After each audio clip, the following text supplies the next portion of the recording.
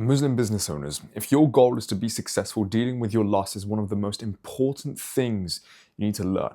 Because Allah subhanahu wa ta'ala will either stop you from getting the rizq that you deserve or open it like floodgates. Being completely open and transparent with you, lust was one of the most difficult things I had to deal with. It's something I've dealt with for like the last 7 years of my entire life, basically. If you were to ask my old school friends what was like Fedi's biggest problem, they tell you it's lust.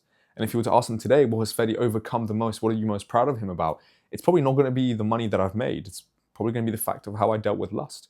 And look, for me, it was multiple things, but I'd always be afraid to fall back into old habits, to go back to speak to old people, whatever it would be. And that thing really held me back from growing my business. Because not only did it distract me, but if I did fall into a bad habit, I'd feel depleted, I'd feel weak, and most importantly, I'd feel an incredible amount of doubt towards my goals and my capabilities. And that was the biggest issue.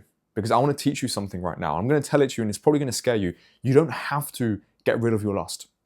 The goal isn't to stop your lustful thoughts. The goal isn't to stop lust at all. In fact, I'm just telling you now, the more you fight lust, the more you're going to fall into it. That's how it works. But you see, lust is a form of energy. And so what we have to learn is how to use that energy and direct it away from our loins, away from that area down there, and to direct it all over our body.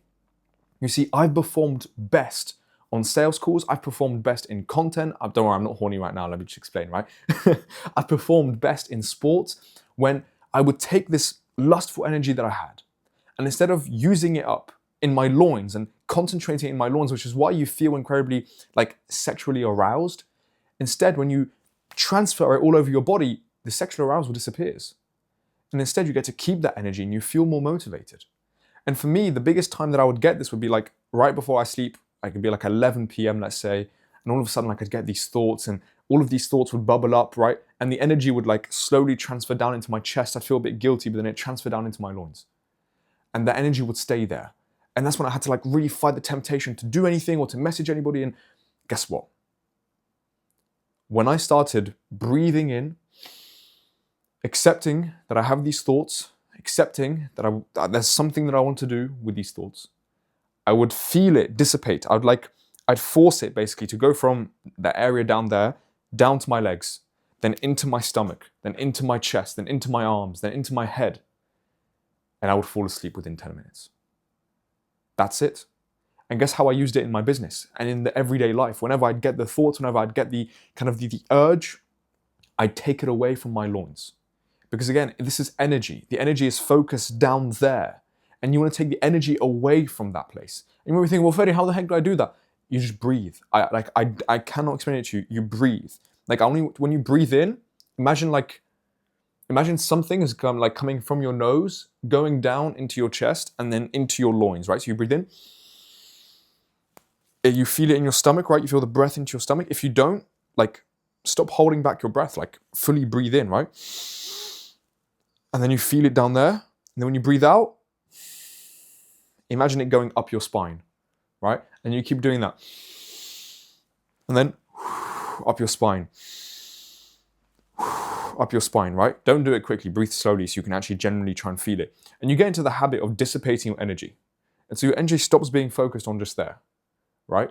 Because it's not supposed to be wasted. Okay, it's not. You're supposed to use this energy. Lust is a gift, but it's energy. It becomes lust once it just concentrates on your loins.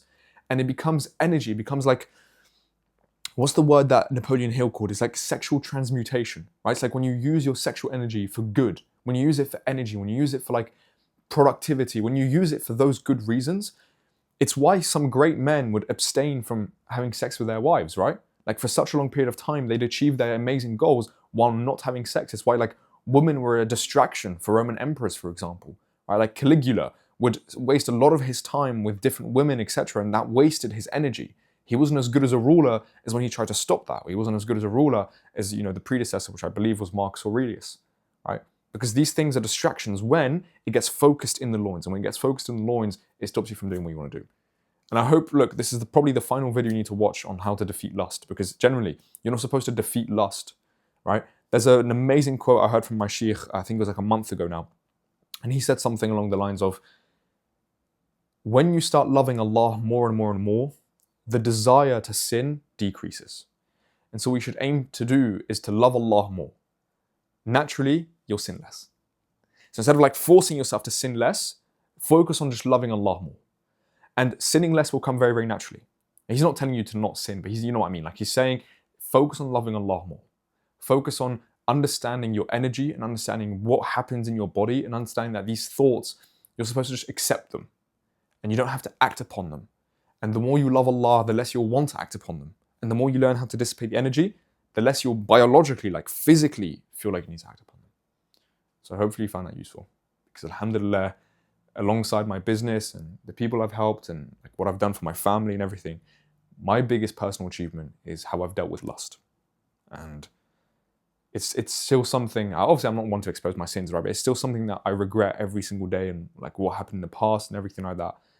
But now I can move forward, right? And I can actually start repenting and everything because I understand that if I do get those same feelings, those same thoughts, I know how to get rid of them. And it's helped me grow my business. Like I'm not kidding. It's helped me grow my business loads because I can use that excess energy towards being more productive, towards having, healthier dopamine levels, towards having more testosterone, all that good stuff. And by the way, if you're a Muslim entrepreneur and you want to make 100K in the next 12 months, feel free to join my school community. I coach there once a week live. I've got free courses in there that are going to help you get to 100K, inshallah, if you just follow them word for word. And there's a bunch of free resources in there that will help you if you already have a business. So inshallah, I'll see you in there. Assalamu alaikum wa rahmatullahi wa barakatuh.